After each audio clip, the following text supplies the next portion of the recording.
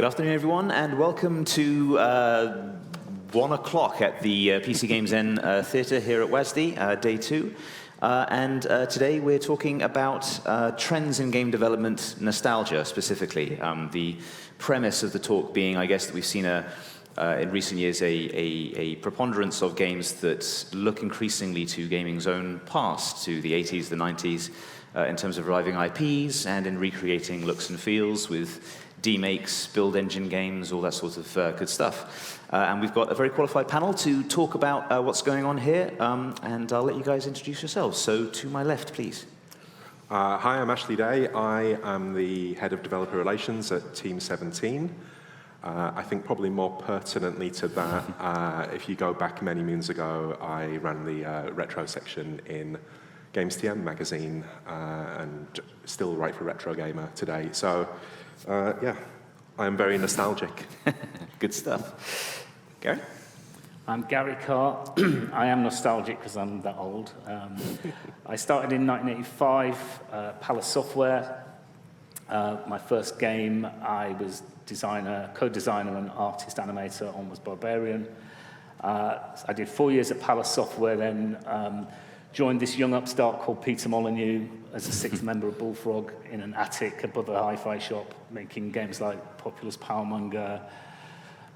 Eventually worked on the theme games, obviously, and then went on to co-found a studio called Mucky Foot. We released a lot of games, I think, in a slightly nostalgic way, harking back to our Bullfrog days, and we made things like Startopia, Urban Chaos. And then I joined Linehead as one of the studio heads there, looking after one of the teams, not the Fable team. I was not fortunate enough to run that team. And then I left Linehead and co-founded 2 Point Studios with Mark Webley and Ben Hymes. Very cool. And joining us via Zoom, because he's laid low with COVID right now, so we're very grateful for him turning up, Charles Cecil. Tell us a little about yourself. Hi. Can you hear me okay? Yeah, all good. Fantastic, great. Well, I can hear a little echo.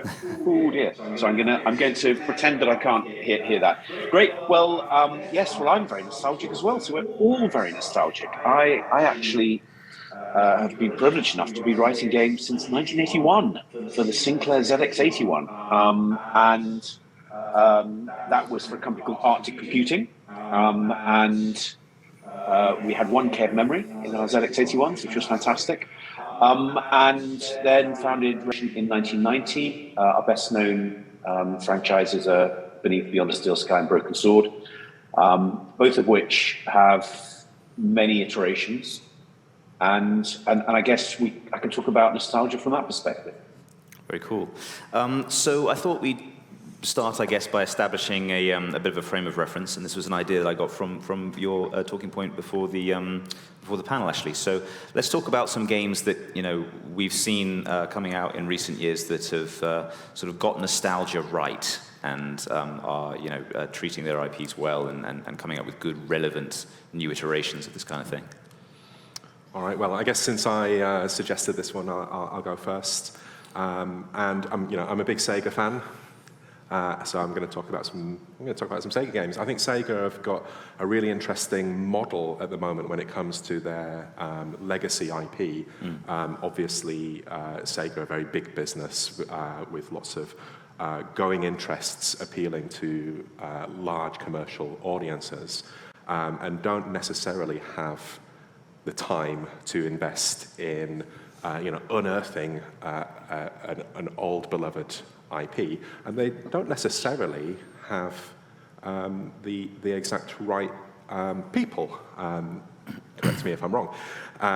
So people move on, right? So the original creators of Sonic the Hedgehog, they're no longer at Sega, but there are plenty of fans out there who now know how to make video games, and the model that Sega have of licensing out their properties to great publishers and great developers around the world, I think is, at the time they started doing that, that was quite unique for a AAA publisher to do that. Quite brave, I think. You're talking specifically about Sonic Mania and Streets of Rage 4, right? Yeah, so I think they're tremendous examples. They're not the only examples, but I think Sonic Mania gets that brilliantly right. You know, they worked with fan developers in the community who were essentially making you know, mods and level hacks of existing Sonic games, taking the assets from the original games and then making new creations with them.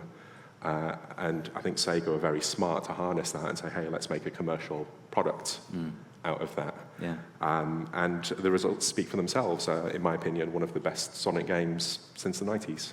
Yeah, very cool. And you know, you guys, Charles and Gary, you're obviously working on the 2-Point Hospital and Beyond a Steel Sky. So there's been you've both been taking a look at your own IPs. Are there any other examples you'd care to name in addition to what Ashley said? Charles, would you like to go first? Yes, well, thank you. From an adventure perspective, when I was thinking about this, it's a really interesting subject. And I think the key question is who are you doing it for? What is your audience? Is it you? Is it the original audience? Is it a new audience? And I think what's vital is to say then, what was it about the original that the audience that you're identifying really liked first time round, and how can I retain it? And then how can I enhance it so that it's the same as the original, but better? And I'm going to use the example, I think, of Thimbleweed Park, which I was very skeptical about to begin with. But I think it's actually a great example because it's aimed at people who love point and click. And it very much emulated the low-res 64 color, but added visual effects that were absolutely cheating these constraints and would have been impossible at the time to create a really, really interesting hybrid. I think on the other side, I'm going to criticize the first upresing of Monkey Island, which completely changed the graphic style. I mean, why they did that, I have no idea. But it meant that it was a completely different offering and missed the mark by quite some way. So yeah, no, I'm going to hold. Obviously, I'd love to hold my own games up, but I think it's probably better to hold Thimbleweed Park as something that went out, was clear on what it wanted to achieve, and absolutely did achieve it. I mean, for me, nostalgia isn't something I aim to do deliberately. I think starting 2-Point Studios was partly inspired by the guys who did Prison Architects, that people that stripped something right the way back to just gameplay. That meant that it was possible for teams to come back and build games without needing teams of 200 people, which is what I'd become used to. I'd become used to Lionhead having 300-400 people perhaps in the studio and maybe 200 or 300 on one project and maybe 100 people on a project that's going into development. And that sort of gives people little opportunity to have a voice and to contribute. So when I started to see a lot of self-funded or crowd-funded studios popping up, using a lot of good middleware, which is available now, which didn't used to be, everything was proprietary, made me excited again about making games. Because I think for me, and I said earlier on in an earlier panel, when it became a bit like, you know, you were the widget guy on a project, or you were the manager of the people who were making the widgets, it becomes less interesting as an industry. So to me, there's a difference between nostalgia, or people making games look old, and people wanting to go back to old ways of making games. So they're two quite distinct things for me. Okay, yeah, I mean, that's an interesting point. I mean, my next question was going to sort of try and pick at the factors that might be driving this trend. And, you know, you touched on one of them that I sort of had anticipated being mentioned, which is, you know, the availability of good middleware and the fact that, you know, so many people who, I mean, as you say, who were consumers and fans of these IPs back in the day are now able to make games without getting into the industry in any sense. Is there anything else that you guys would like to pick out in terms of, you know, what's going on here and what's driving it? I think people are just getting older, right? Everyone's getting older every second of the day, and you know, nostalgia is a natural, normal part of everyday life. You know, not just for you know, consumer products and entertainment, but you know, you can be you can be nostalgic for the village you grew up in, or you know, a relative that's no longer with us. So catering to that human need, I think, is not only perfectly normal, it makes good business sense, right? But I think this is probably getting into something we might touch on later in the talk, but identifying what is the wave of nostalgia that is right for now or right for 3 years from now. That's the tricky thing, because we're now getting into different generations of gamers. The things I'm nostalgic for as a 40-year-old are not the same things that a 25-year-old will be nostalgic for. So I think nostalgia in games, it's very quickly not becoming about 2D pixel art. Yeah. I think it's about recapturing things that people love. Yeah, that's fair. That makes sense. Giles? Do you not think that it's actually both? Do you not think it's both? Because a lot of people who talk about old games, they do certainly look back with rose-tinted glasses. But one of the key things, of course, is that with the constraints that we had back in those days, games were in many ways much more focused.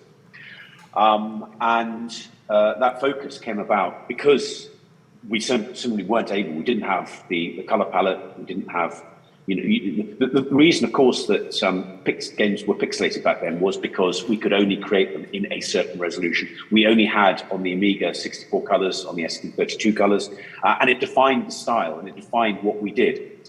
And I mentioned that we started writing games on the ZX81, which had 1K of memory. We wrote a chess program in 1K because that was all we had. So I think it's coming from two sides. I think one is you look at those early games, the Space Invaders, the Galactians, they're super focused. They know what they want to achieve, and that is all they want to achieve. And as Gary said, there's something wonderful about being able to make a simple game like that, which is super focused. But then on the other, of course, you bring through the emotional side, which is memories of the time, but also, particularly in terms of adventures, the memories that they have of playing with other people, which comes back again and again and again. So actually, I think nostalgia works on many, many levels. Yeah, totally. I mean, one of the things I remember as an artist, initially I was sort of a designer or artist when I started. I've done all sorts of jobs as you do as you get older, but when I was back as a working artist on games, my job was to hide pixels, not celebrate them. It was and try and make colours that weren't in the palette. So strangely, when I see nostalgic games, I kind of have a bit of a wry smile about the fact that they celebrate the pixel. And it's really gaudy in there, and it's like jaggedy edges, and that back when I started would have been frowned upon. You were trying to smooth the edges off, create colours that didn't exist. Out of the palette. So I do like it, but I'm of an age that I kind of do have a little bit of a wry smile about seeing it. But I still love it, because I think there's something beautiful about a pixel. And one of the things with, and I don't want to bring this on to things I do, because I hate that sort of self-promotion, but when we started to think about the art style for campus and before that hospital, it was, how can we think of something that might look sort of okay in 20 years from now? Because things like Theme Hospital has still been played on good old games. And no one's calling out how it looks particularly, because it looked hand-drawn, and therefore it's kind of devoid of being critiqued in the same way something that's technology-driven is. So I remember at the time when we were doing Theme Hospital, the studio, Peter was doing Dungeon Keeper. And I remember thinking, oh, my game looks terrible. Peter's game looks amazing, because it's all look, it's got 40 polygons. Oh, wow, it looks amazing. And of course, if you look back at it now, it doesn't quite stand up, because the technology is the thing that's moved on. And it kind of overshadows the artist's endeavors, really. So we tried to think of a style that actually isn't tech-driven, but so we've got this kind of claymation feel, just to try and make it naive enough that it won't necessarily be critiqued for how it would look in, say, 20 years' time. It may not work out that way, but that was the hope anyway. That's really, I mean, I was, we had Daniel Mullins, who made Inscription, on the panel yesterday, and I bring it up because, not to spoil anything, if you haven't played it, apologies, but there's a segment of Inscription which harks back very deliberately to, very obvious sort of pixel art styles, and I found it quite, it's very deliberately set against the other part of Inscription, which is, again, very pixel heavy, but it's as you said, there's modern technology in there, including modern lighting and things, which makes it all feel a lot more sort of smooth and natural and timeless, I suppose. And like the contrast there was quite jarring. But yeah, it's just an observation, really. The reason I take an interest in this, I've been playing PC games since the early 90s, and I have a certain amount of nostalgia for things like Commander Keen and Wolfenstein 3D, which are the ones that I grew up on, and the early Bullfrog and Lionhead games, of course. But I worry a little about the dark side of nostalgia and about the sort of preponderance of it. And I want to touch on that a little bit. Like, I see this particularly in pop culture, where everything that comes out of Hollywood these days is a prequel or a sequel or a reboot of an IP. And I worry about like a little bit of a stifling of creativity, I suppose. And like, not that we're out of ideas. There's loads of great stuff that comes out of games. But are you guys worried about that at all? I've just looked across the hall at some of those indie games. Yeah. There's nothing reproduced out there. They're showing us how not to get complacent about doing sequels and things with just another number on the end. I remember when I started, when we first did a sequel, I thought we were copping out because I thought we should be coming up with something new. But there's so much money. When you've got an IP, it's so difficult to, and let's say you've had some success with that IP, it's so difficult to park it. It just is, because there is a lot of effort that goes into establishing that spotlight on that game.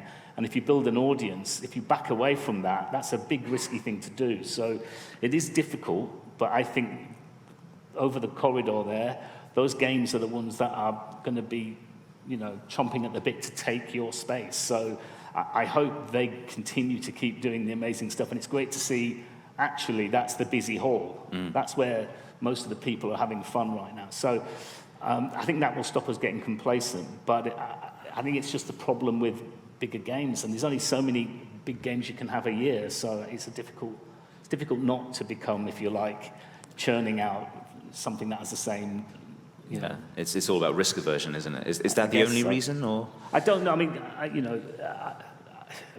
Charles may have a different view, but for me, I just, it's so difficult to have a game where people, I've done games which I think are better than some of my recent games, if you like, and they just haven't, for whatever reason, resonated. So it is difficult to sort of park success, if you like. Yeah.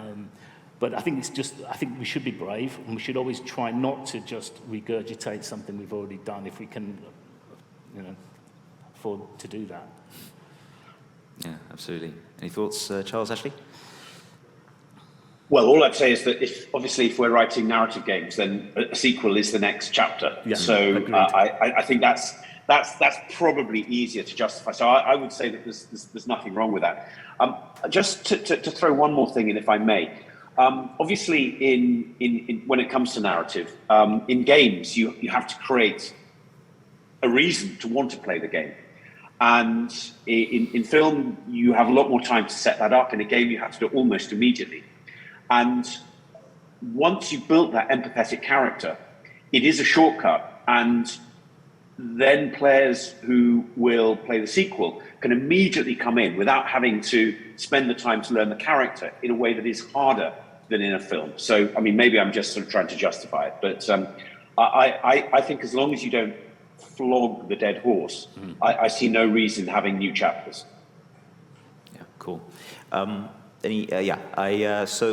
to talk a little bit about, how deliberate, I suppose, is this trend towards, I mean, a certain amount of this will, of course, emerge organically for the reasons that we talked about, like gamers who are sort of nostalgic for their childhoods are able to sort of create games that sort of celebrate that and explore that. But from a publisher perspective, perhaps, Ashley, Team 17 obviously had some classic IPs, Worms being the standout example. Is this a trend that you guys are very deliberate about pursuing, or is it just coming from a sort of a more bottom-up perspective, like this is something that we've observed, we can lean into it? Team 17 is an interesting one when you look at this topic, because you could look at Team 17 as the Worms company. We've made a hell of a lot of Worms games, but we've also published a hell of a lot of original IPs. Yeah. Indie games, I think, are defined by originality. And let me tell you, it is very, very, very, very difficult to sell a new IP. whether you're an indie or a AAA, that is a huge challenge because there just isn't the initial hook for an audience to identify with something and go, yes, I know this is for me. Instantly, in the best way is for them to play it for themselves. And in the internet world, that's not always the first touch point someone will have with a game. At the same time, I completely see that of course there's a demand for sequels, and within those, it is not impossible to come up with new ideas. I think often with a first game, I certainly observe designers are leaving ideas on the table because you have to get the game out on time, you have to get it out within a certain budget. So there are umpteen ideas that do not make it into that first game, and maybe not even into the second game. So creative people are creative, and those great ideas will come along. I'm conscious I might be drifting very, very far from your actual question. No, not at all. I think Team 17 will definitely do more Worms games in the future because when you've got an idea that people like, they do want more of it. Yeah, I mean, it sort of leads me on to consider whether maybe there's something about games that makes them less susceptible to the risks of sort of over-dependence on nostalgia or on existing IPs that I just bemoaned from, in the form of like TV and film. If you make a film like the sort of Terminator or something, Terminator 1 and Terminator 2, brilliant. Less impressed by all of the sequels and all the reboots that Hollywood keeps trying to turn out, just to take as an example. Like, they existed as these perfect single things, and it's quite clear that it's commercial rather than creative imperatives, at least in my theory, that's led to all of the sequels and prequels of all of the big IPs in Hollywood. Is, for the reasons you talked about, and perhaps for other reasons that you guys might like to share, do you think there's less of a risk of that in games? Is there more potential for games to sort of reinvent or extend or meaningfully contribute to their own previous iterations? Charles, would you like to go first? Oh, you're very generous. Thank you. Well, I would say that the big difference is that in games, of course, our technology keeps moving forward, and that allows us to do things that weren't possible before. Whereas film, technology does move forward in a way, but it's apart from visual effects, that there aren't substantial differences to 20, 30 years ago. And so, Gary was describing, Ashley was describing the Sega games and the opportunities that came from the new technology and the new tools. And so I think we probably can justify more doing reinventions because there are things that we can make that are significantly different and enhanced, provided, as I said at the beginning, we understand, one, who the audience is, and two, what actually was the attraction in the first place. The big pitfall that so many people fall into is to move from 2D to 3D because they can. And in doing so, actually lose the essence of what was so wonderful first time round. But yeah, I would say that, you look at, the Ghostbusters and all the Charlie's Angels, all of these films that were perfectly good 20, 30 years ago. And they've, of course, attempted to reinvent them for a new audience, but they've fallen flat because in many cases they were no better than what they replaced. I think from a commercial perspective as well, when you look at what's going on in Hollywood, there is a huge revival of brands that were big in the 80s or the 90s, and I think one of the reasons that works is because people have children. Yeah. Right. So if you create something that is suitable for children, but also appeals to people who remember it the first time around, then when parents are deciding what to take their kids to the cinema to see, they're probably gonna take the thing that they're familiar with, and suddenly that film company has doubled the size of their audience, right? And I think probably the best example of that in the games industry is Nintendo, who it's right there in their advertising. Families playing. There was an advert for Mario Kart this year with a little girl playing Mario Kart with her grandfather, and her grandfather saying, "Your mum used to play this when she was a kid." So you can have these generational connections that, yeah, you could take a cynical view of, that's a company exploiting emotions, but it's quite a positive thing, actually, I think, for people to have those connections and to be able to share something from their childhood with another generation. Yeah, that's a good point. Very strong. Okay, so I mean, we have, as we know, a mix of consumers, aspiring developers, students, and so on in the audience. So if we were to conclude maybe with one sort of piece of advice, or perhaps a pitfall to avoid, to anyone who's thinking of making a nostalgic game, what would that be? Well, I don't know. It's a difficult one, because I think the games I'm working on at the moment are a product of our circumstance. I'm going back to doing game development for the first time in 20 years, rather than managing teams to do games who will bring forward their ideas at that point in their time, right? But now I'm back making games. It isn't a deliberate play to make a nostalgic game. It's just kind of how I'm wired up. That's just what I design or think like. The only thing I think we did deliberately was try and create a style that we thought wouldn't age quickly, because tech does move on and trends move on. But to go in using nostalgia as a unique selling point is kind of risky if it's not something that you can't help but do.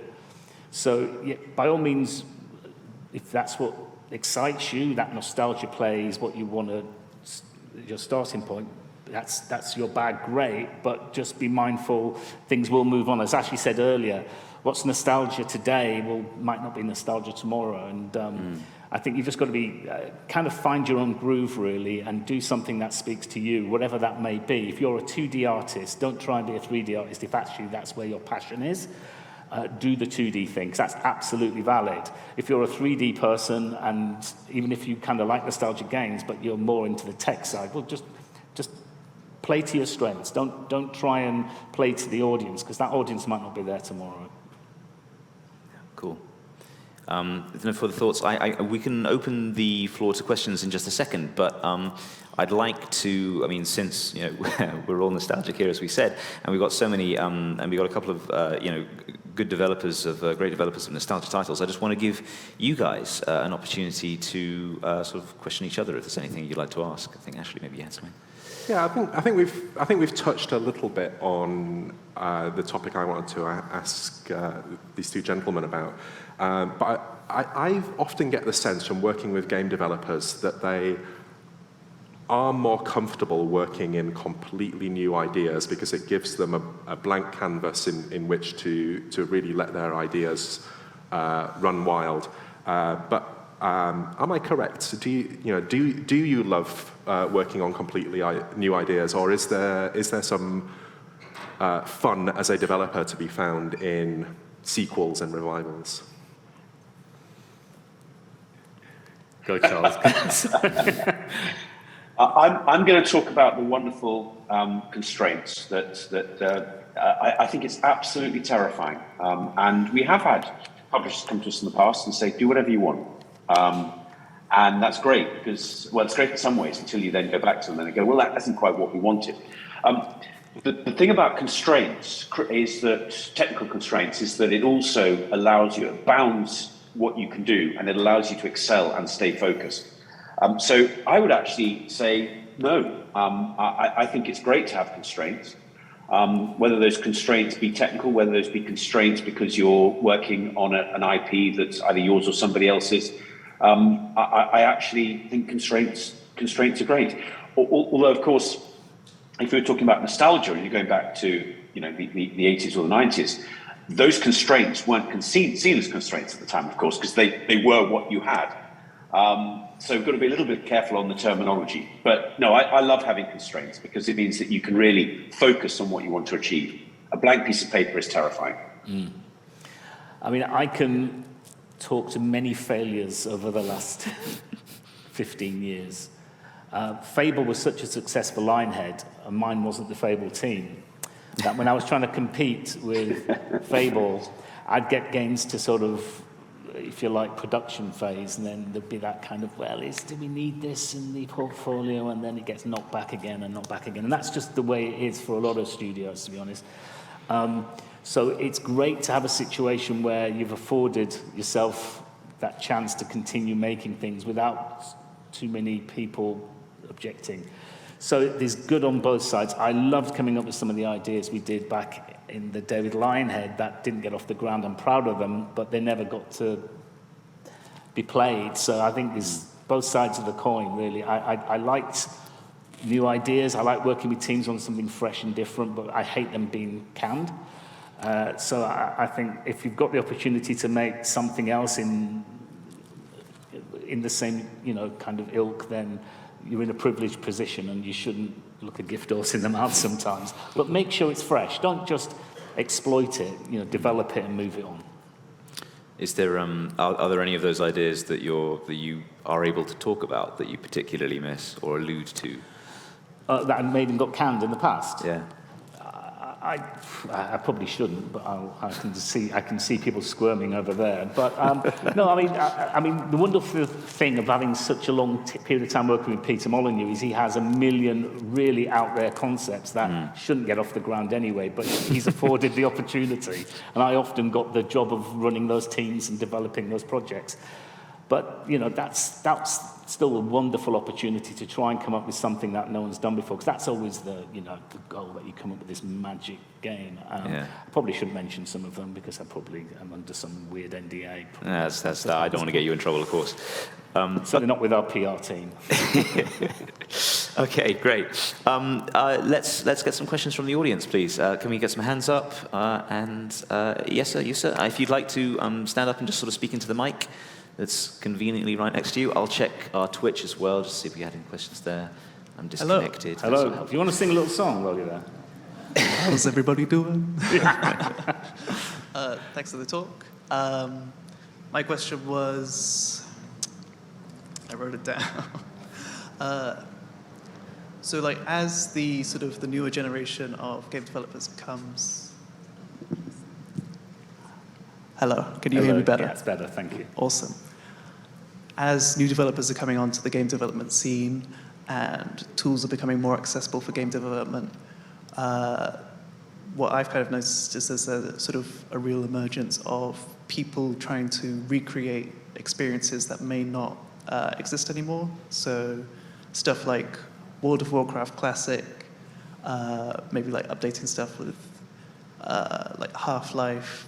There was a team that recreated the Black Mesa thing. And the kind of response from game developers is there's some very different attitudes of like, do we suppress other people from trying to recreate these experiences, or do we support them and give them free rein to do what they want? And I was just wondering what your thoughts on that were. It feels like fan fiction, and I think that's a great thing, right? If people want to take on something that has been put down for whatever reason, usually a business reason why that's not being developed, then I think, salvage it as a community and make something with it. And that's like, to me, it's the equivalent of fan fiction. So I'm all for that. And actually, it's probably a good indication, if people are excited by things like that these things shouldn't be.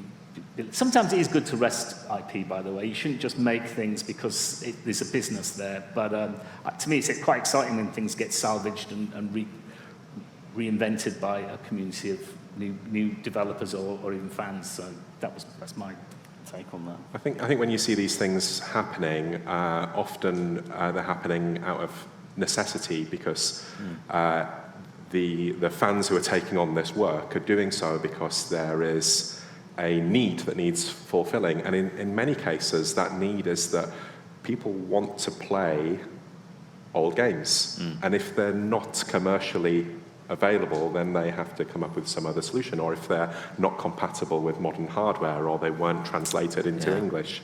And that's something I think publishers are increasingly taking notice of. And personally, I think there should be a greater effort to preserve classic games and make them available to people.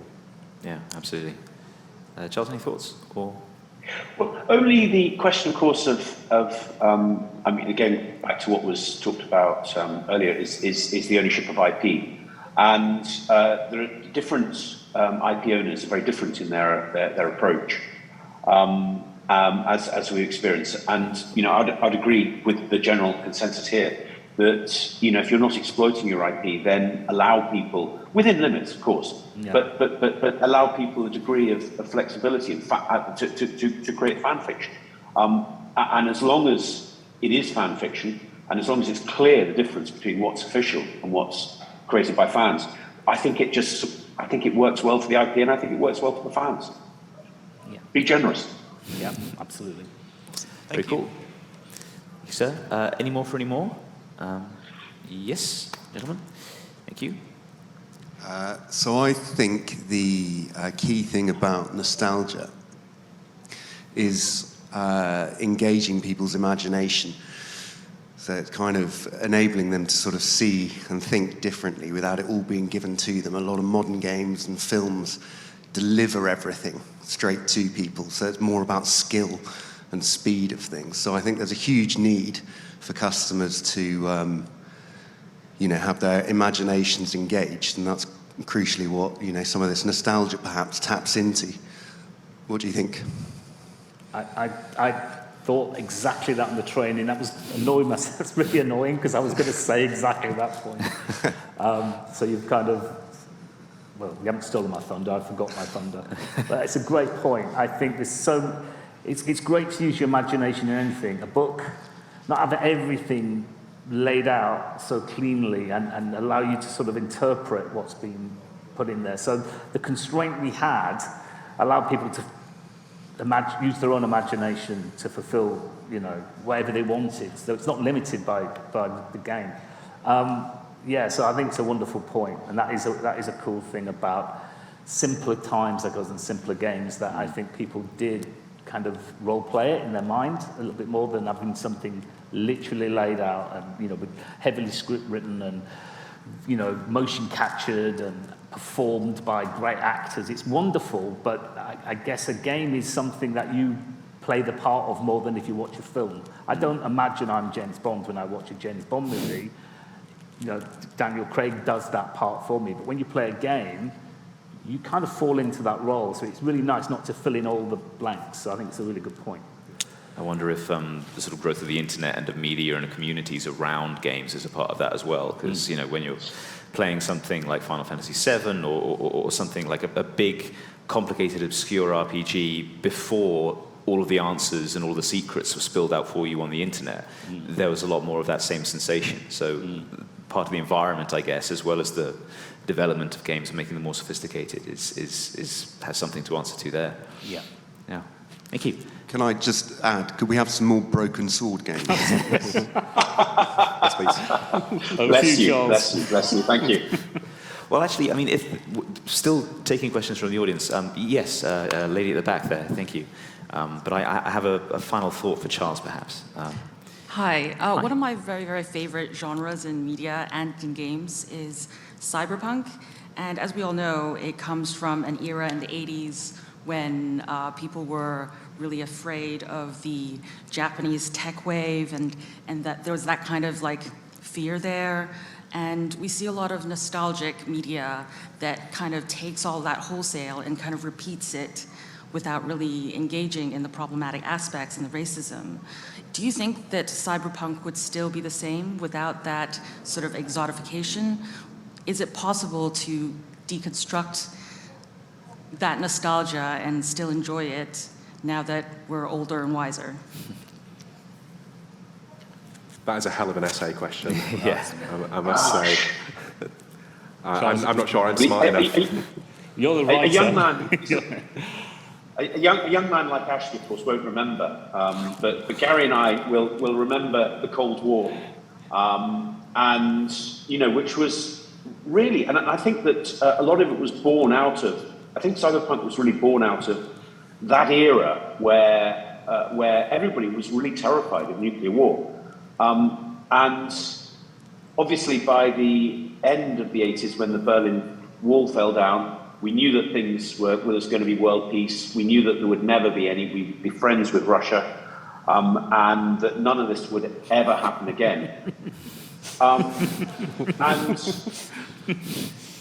Do we not think that actually part of the revival of cyberpunk is this terrifying cycle where, despite our desires, despite our best intentions, we're kind of just going around in a circle again? And I mean, maybe it was all inevitable. Sorry to be so negative.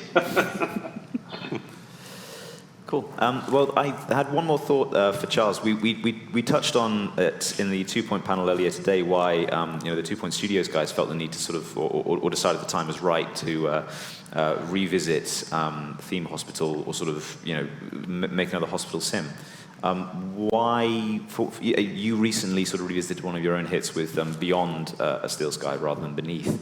What made you feel that the time was right to do that?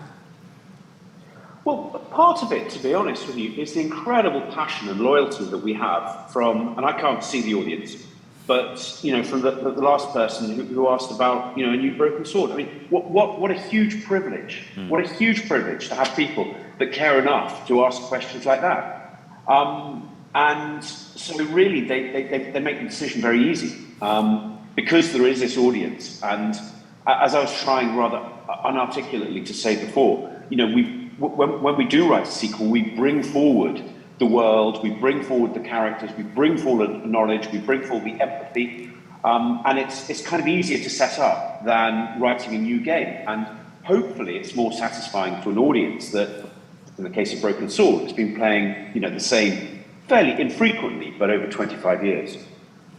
Lovely. Well, I think we'll wrap it there. But thank you guys so much for coming down and viewing the talk and asking all these lovely questions. You can see how much it means to the developers. And thank you guys for coming and sharing your time. Let's have a round of applause, please, for the panel.